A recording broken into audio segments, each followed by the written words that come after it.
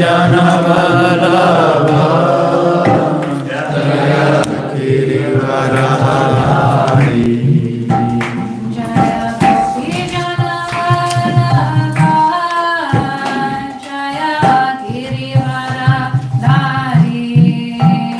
Jaya Gopi Jana Vallabha Jaya Girivarahari Nachari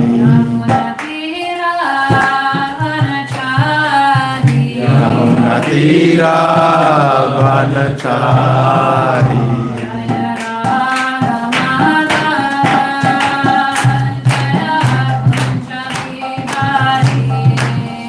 Jaya Radha Madhava Jaya Kunda Vihari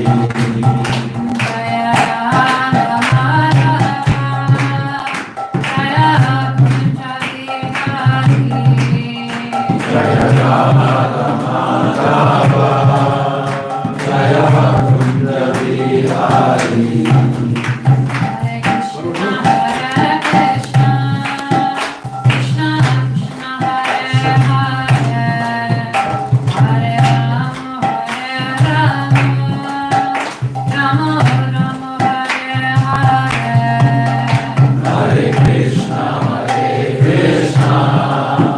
Krishna Krishna Hare Hare Hare Rama Hare Rama Rama Rama Hare Hare Hare Krishna Krishna Krishna Hare Hare Hare Rama Hare Rama Rama Rama Hare Hare Krishna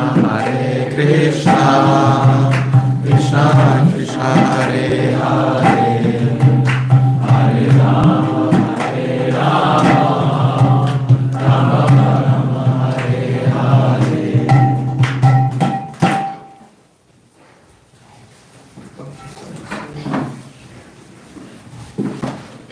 Om Namo Bhagavate Vasudevaya Om Namo Bhagavate Vasudevaya Om Namo Bhagavate Vasudevaya Om Namo Bhagavate Vasudevaya Om Namo Bhagavate Vasudevaya Om Namo Bhagavate Vasudevaya O my Lord, in honor and personality of Godhead, I offer my respectful obeisances unto you. Narayanam Namaskrityam Naram Chaiva Narottamam Devim Saraswatim Vyasam Tato Jaya Rudiraye. Before reciting the Srimad Bhagavatam, which is the very means of conquest, one should offer respectful obeisances unto the Supreme Lord Narayana, unto Narayana Rishi, who promotes humanity, unto Mother Saraswati, the goddess of learning, and unto Srila Vyasadeva, the author. Nasta Prayeshvu Bhadreshu Nityam Bhagavata Sevaya Bhagavate Rutamashloke Bhakti Bhavati Naishtaki. My regular attendance in classes on Bhagavatam and my living service with your devotee, all that is chosen of the heart is almost completely destroyed, and loving service unto the personality of Godhead, whose praise with transcendental songs is established as an irrevocable fact.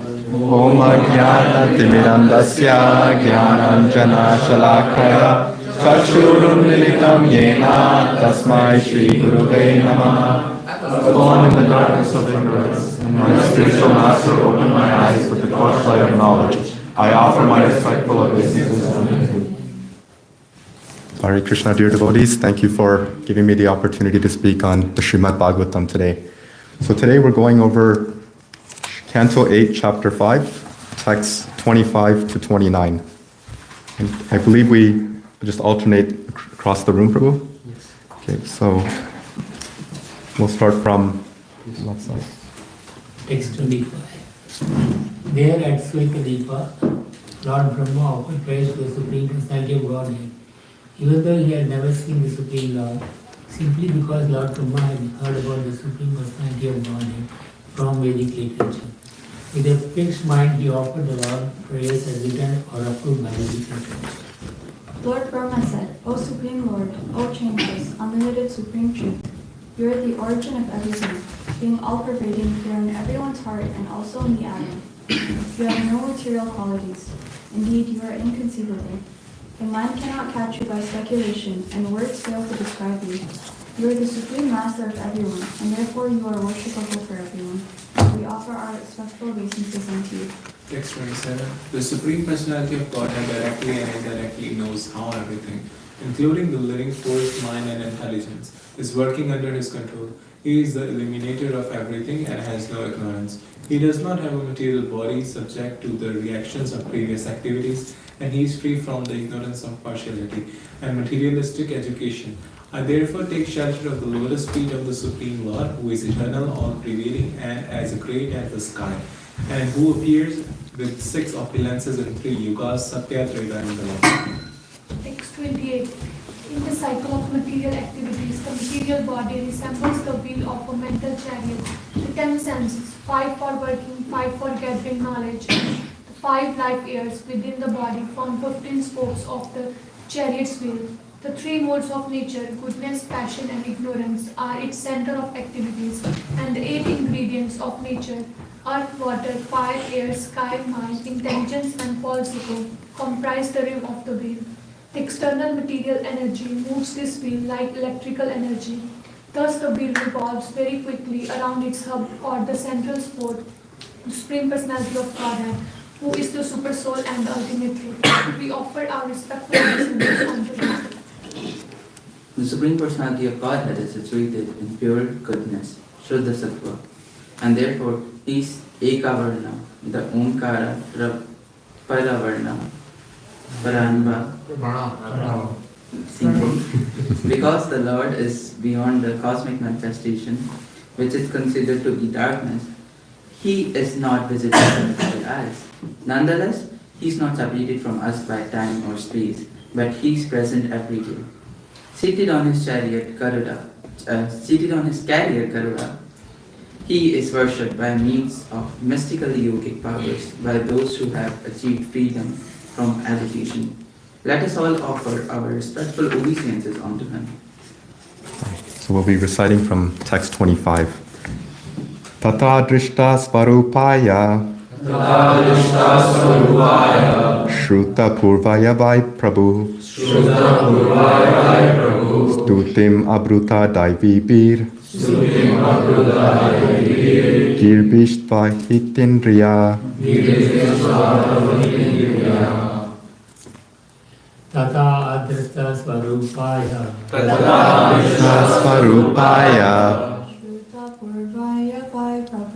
Shruta purvaya vai prabhu Stutim abruta dvaivibir Stutim abruta daivibir Kirbistav abhe indriya.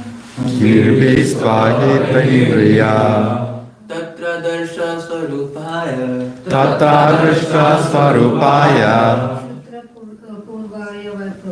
Shruta purvaya vai prabhu Stutim abruta daivibir Shrutim abruta daivibir Grivastu abhihendriya Girbishtva hitindriya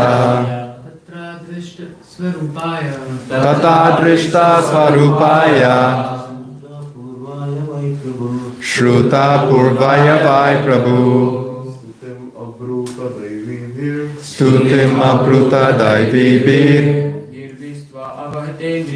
Girbishtva hitindriya Tata drishta svarupaya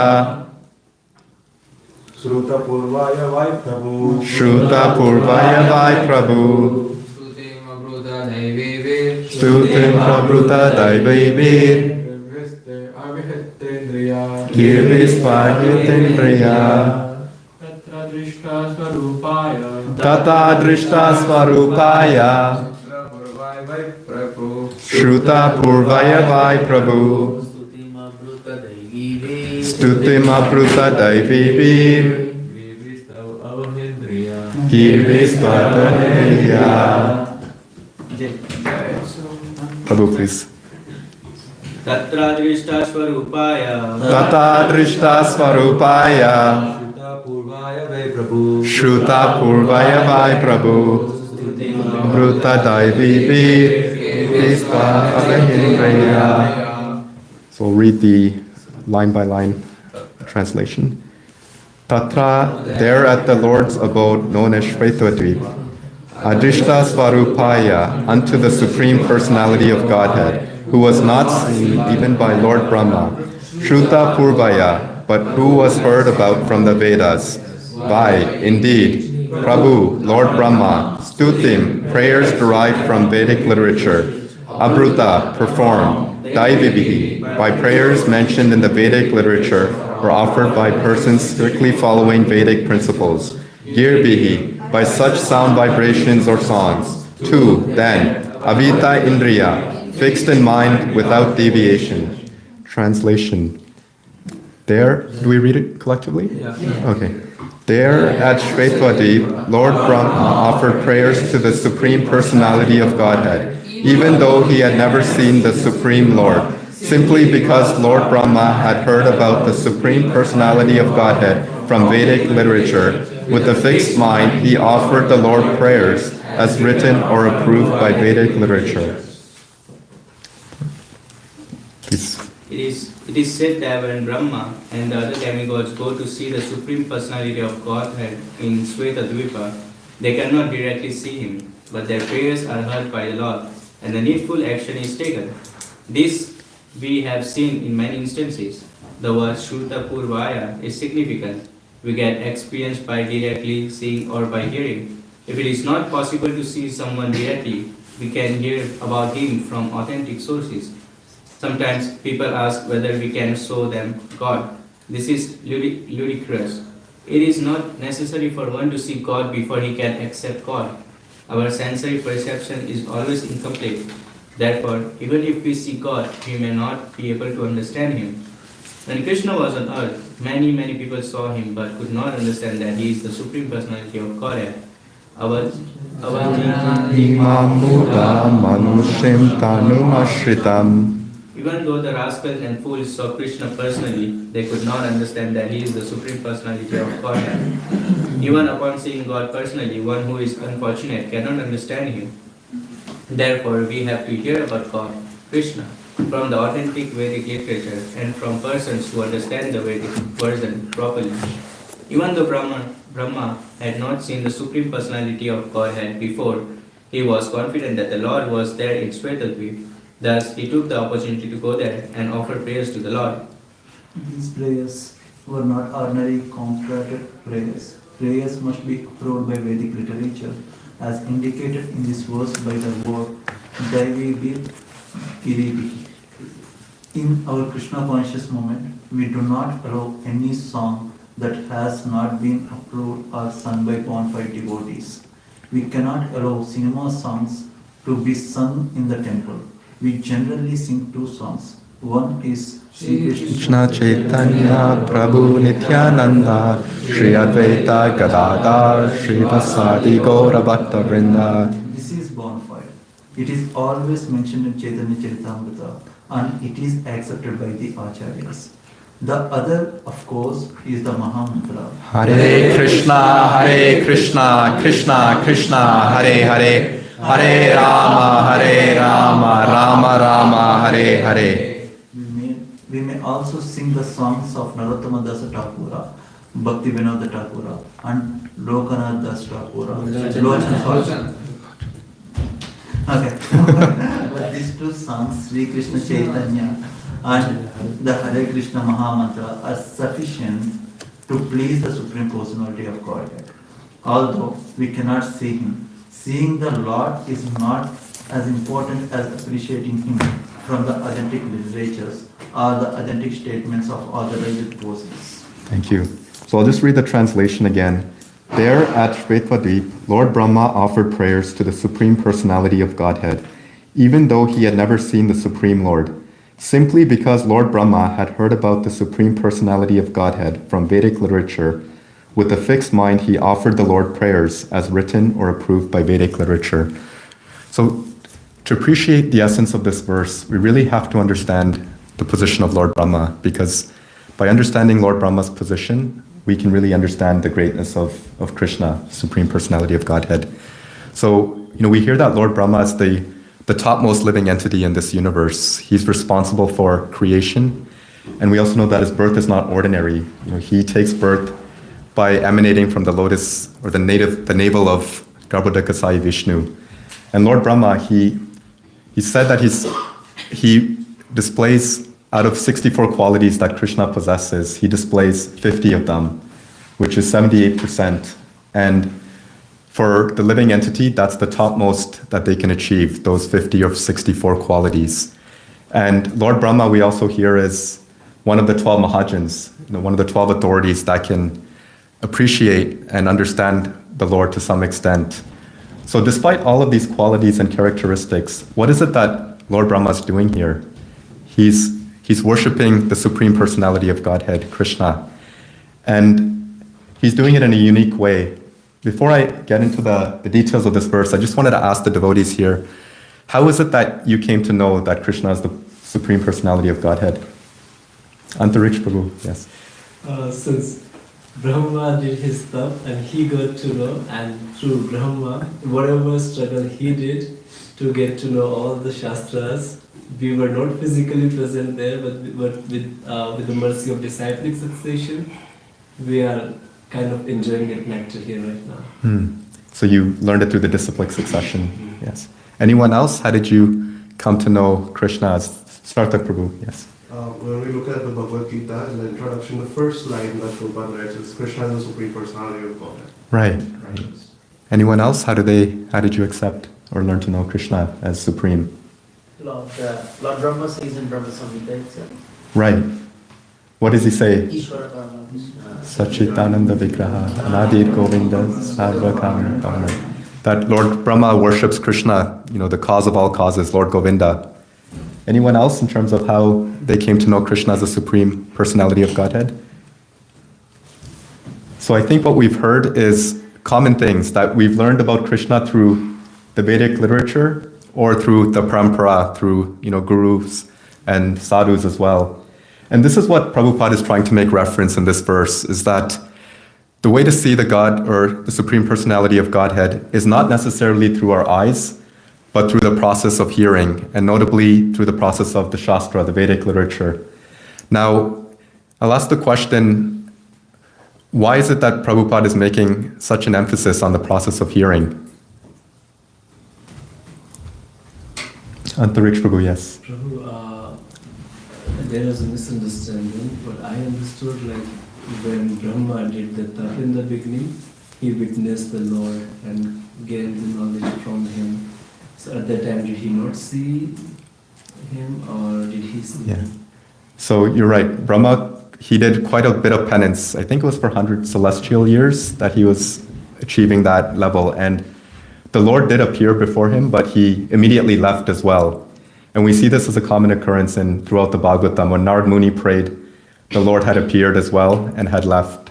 And with Dhruv Maharaj as well, that he had prayed and then he had left as well. I think the point that's being made here is that we cannot perceive the Lord without making the right level of endeavor. It's not that if Krishna appears before our eyes, that we can necessarily understand him to be Supreme Lord. So, yes, go ahead. The purpose is mentioning that he hadn't seen him before. Yeah, so we have to look into that. I think there's, sometimes we have to examine the context of what the verse is saying. It's not saying that he hadn't seen him during that time when he was performing the penance, but the point is that it's not necessarily easy to see the Lord through one's sense perception through their eyes as well. Yeah. So I just wanted to ask devotees just on the question of why is Prabhupada making that emphasis of not trying to see the Lord through our eyes? Yes, Monil Prabhu. Because we have imperfect senses, and it's not possible for us to see the Lord through imperfect senses. So. Right.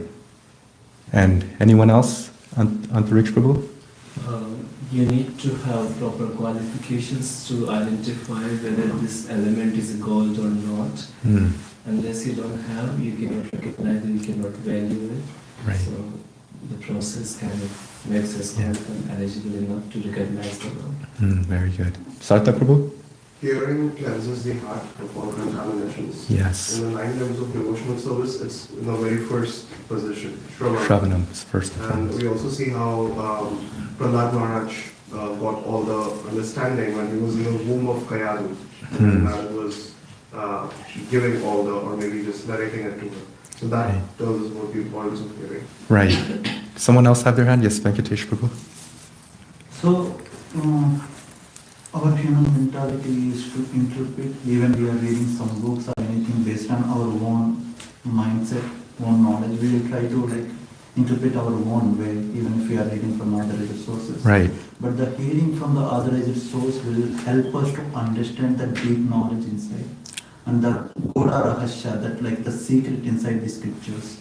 So that is only happen through hearing. I think that is the secret to understand the God. Through hearing only we can hear. Yeah. Such wonderful reflections, and I think everyone summarized it well, that it's through the cleansing of the heart, our imperfect senses, that we can really understand. And that's the point that Prabhupada is making, that it's difficult to perceive the Lord because of 2 main reasons. One is that our senses are imperfect. We have 4 defects as conditioned souls, that we make mistakes. We can accept one thing for another, which is imperfect senses. We have a tendency to cheat as well, which we can see in this material world. And we're also illusion. We don't know what reality is. So when we have these 4 defects, it's really hard to understand what it is that's the true essence of the Lord and how he appears. The other thing that Prabhupada also makes reference to is that it's not necessarily easy to see Krishna. That even if he appears before our eyes, do we have the vision to see him? Oftentimes we hear that sometimes people are attracted by individuals who can perform, mystical powers. They can perhaps, make things manifest out of thin air, do some yogic powers, and that leads people to believe that the individual is God. And without the authority of the Shastra, which clearly describes what, the Supreme Personality of Godhead's characteristics are, it's really hard to understand or accept that person as God. So when we hear from, the Vedic literature, we have a clear-cut definition of who the Supreme Lord is, what is it that he does, and what is it that the people in this world are trying to do, but they cannot do, that God, himself does. Prabhu, you mentioned that even if we see Krishna, we don't have that qualification to understand him. But we also say Krishna is Satchidanand, and then if we are just watching at him, it's not his body now, it's him. So why don't we also get that thing? Because he's full of knowledge. So why don't we understand that at the same time? That we have full knowledge, or that we have those 3 because Krishna is full of knowledge, right? So even if we see him, and because we say he's so divine, why don't people just get self-realized at the same time? Well, that's the process we're going through, is to come to a level where we can understand Krishna. He says he's not easily understood, but he gives us the practice of how we can understand him, through the practice of devotional service, through the practice of Shravanam that, Sarthak Prabhu mentioned. And gradually, through this process of chanting the Hare Krishna mantra and cleansing the heart, the Lord will reveal himself to us. And this was the same question, Antariksh Prabhu was asking, that Lord Brahma did see Krishna for a moment because of his penance that he performed. Narad Muni had seen Krishna for a moment as well, and the same for Dhruv Maharaj as well. So the Lord appears and he transmits the knowledge. What is it that happened when the Lord appeared before Dhruv Maharaj? What did he do that kind of made him feel enlightened? Conch? Yeah, he placed the conch on the Lord's forehead as well, right? So the point is being made that we have to qualify ourselves to get to the point of understanding. We must also depend on the mercy of the Lord, that he will allow us to reveal himself. He's not necessarily willing to do it easily, and he wants to test us to see that we're qualified, and we want that from him. So the more we make that level of effort on our side, there's a proportionate surrender on the part of the Lord. He says, according to the level of surrender, I reward them accordingly. So that's part of the reason, and we're all going through this process right now of trying to understand Krishna, through this practice of bhakti as well. So just going back to the point that Prabhupada is making, that it's difficult to see the Lord because of our defects, but also because Krishna will not reveal himself easily. Can anyone remember, certain examples of the Srimad Bhagavatam where it was difficult to really understand Krishna as the Supreme Personality of Godhead? Like, was there any certain examples of individuals that we saw in the Bhagavatam that could not accept Krishna as the Supreme Lord? Shishupal. One, yes, go ahead, Prabhu. Shishupal. Yes, what was Shishupal's dilemma or issue? He was very envious of Krishna. Yeah. And he just thought that he was someone who would manipulate everyone. Right. He kept making offenses, right? I think he made 100 offenses before he was ultimately killed by the Lord. Yes. Rohan Prabhu, you had something? I was saying Duryodhana, he was so into that he was the son of a king and he has all these like Dronacharya and all these warriors, so he has nothing to worry. That Krishna is just a coward boy, and even he tried to capture him when he came for the peace treaty before the war. So yeah, he also was in that state. That's a nice example. Anyone else? Amala Harina Prabhu? This is a comment from Vishaka Prabhu. She's saying, Krishna, when he ran away as Ranchod, it was hard to believe that the Lord will run away from anything. It's very mysterious, right? Why is the Supreme Lord running away? But he does these activities to bewilder the living entities as well.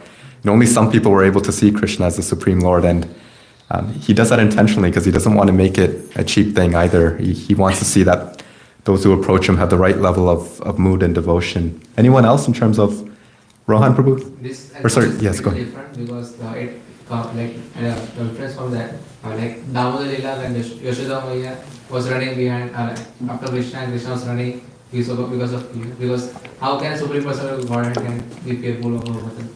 Yeah, that's one of the most mysterious pastimes. All these yogis are trying to catch Krishna, right? But they cannot. Yet Krishna agrees to be bound by Mother Yashoda. And furthermore, he shows her, he opens his mouth, and what does he see inside them? What does Mother Yashoda see inside the mouth of Krishna? The universal form. So this is the mysteries of Krishna, that it's very difficult to approach him, and he acts in such bewildering ways to make it even harder to perceive. And it gives us that understanding of that rarity of those who approach him as well. He emphasizes this in the Bhagavad Gita that, out of thousands among men that attain perfection, hardly one knows me in truth.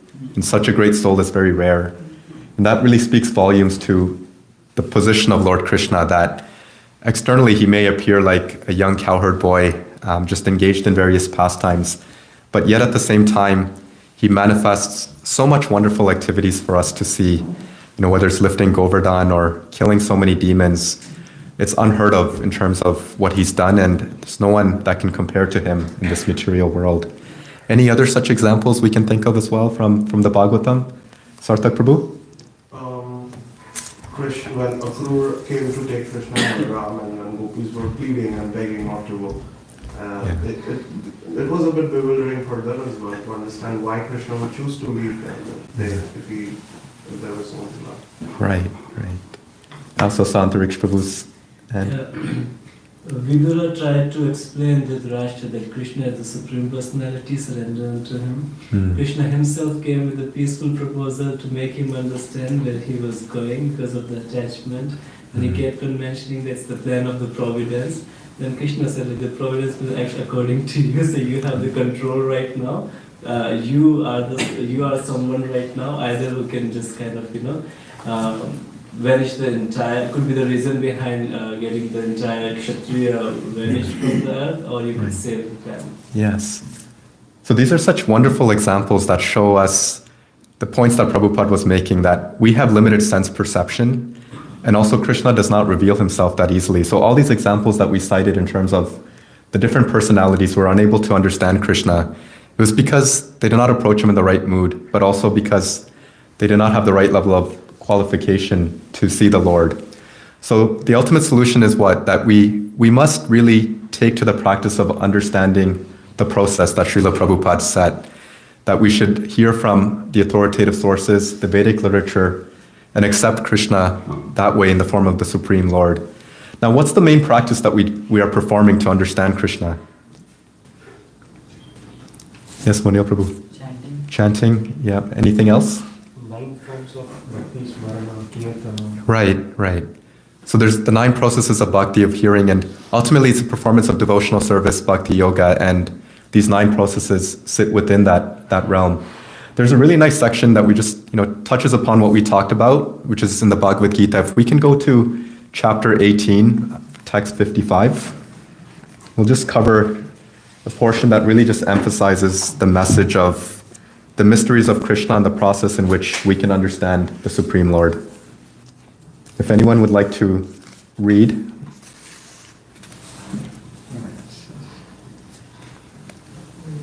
Amala Harina Prabhu, yes, please. One can understand me as I am, as the Supreme Personality of Godhead, only by devotional service. And when one is in full consciousness of me by such devotion, he can enter into the kingdom of God. Yes, please. The Supreme Personality of Godhead, Krishna, and his plenary portion cannot be understood by mental speculation, nor by the non-devotee. If anyone wants to understand the Supreme Personality of Godhead, he has to take to pure devotional service under the guidance of a pure devotee. Otherwise, the truth of Supreme Personality of Godhead will always be hidden. As already stated in Bhagavad Gita, Naham Prakasha Sarvasya. He is not revealed to everyone.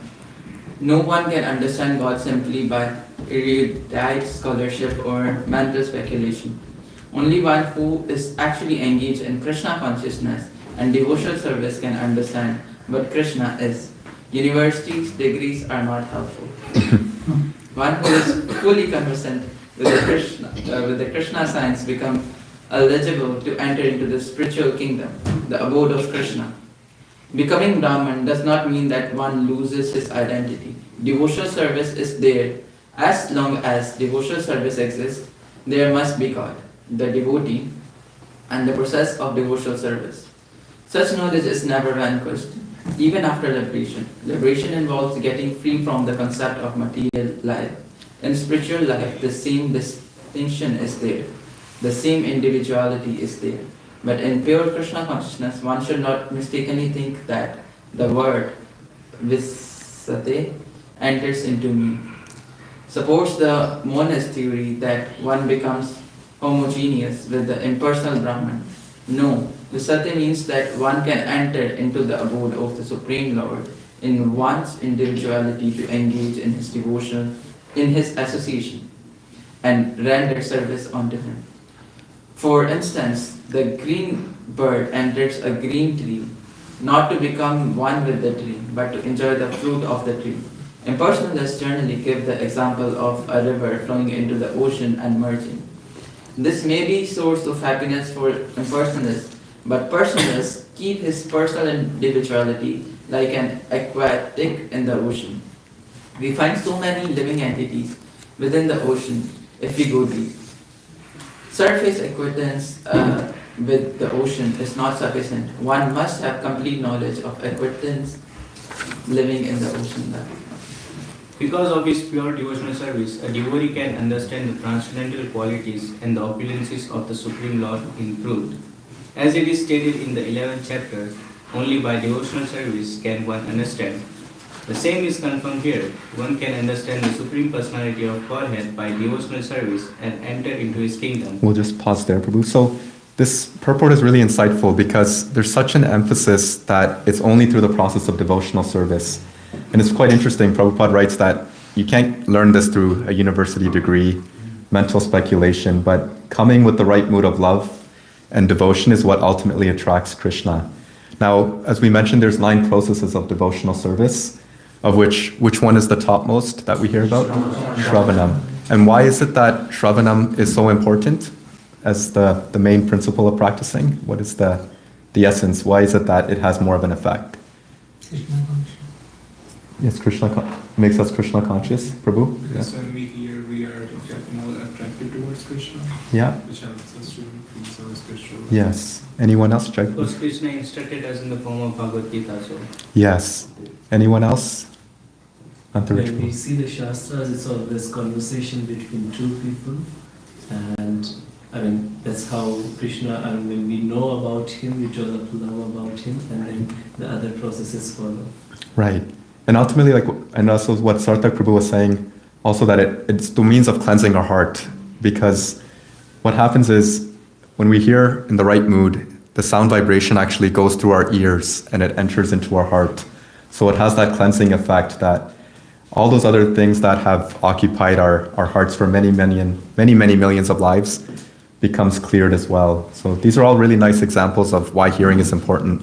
So let's just read the last section of this purport, which emphasizes the importance of hearing.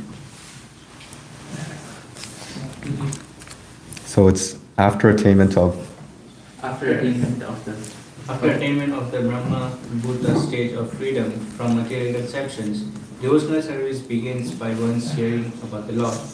When one hears about the Supreme Lord, automatically the Brahma Buddha stage develops and material contamination, greediness, and lust for sense enjoyment disappears. As lust and desires disappear from the heart of a devotee, he becomes more attached to the service of the Lord, and by such attachment, he becomes free from material contamination. In that state of life, he can understand the Supreme Lord. This is the statement of Srimad Bhagavatam also. After liberation, the process of bhakti or transcendental service continues. The Vedanta Sutra 4.1.12 confirms this. Aprayanakta tatrapihi rishta. This means that after liberation, the process of devotional service continues. In the Srimad Bhagavatam, real devotional liberation is defined as the reinstatement of the living entity in his own identity, his own constitutional position. The constitutional position is already explained. Every living entity is a part and partial fragmental portion of the Supreme Lord. Therefore, his constitutional position is to serve. After liberation, this service is never stopped. Actual liberation is getting free from misconceptions of life. Thank you, Prabhu. So this last verse or last section that we read of the purport just emphasizes the importance of hearing, and it specifically says that those things in our heart, like lust and greed, gradually dissipate by us hearing, submissively. There's also a really nice reference of hearing as well. If we can just go to Srimad Bhagavatam, Canto 3, it's chapter 9, text 11. And this is actually being spoken by Lord Brahma himself. So you'll see the parallel between the verse that we just read and this one that we're about to read right now. If anyone would like to volunteer to read the verse. Yes, O'Neill Prabhu. O my Lord, your devotees can see you through the ears by process of bona fide hearing, and thus their hearts become cleansed.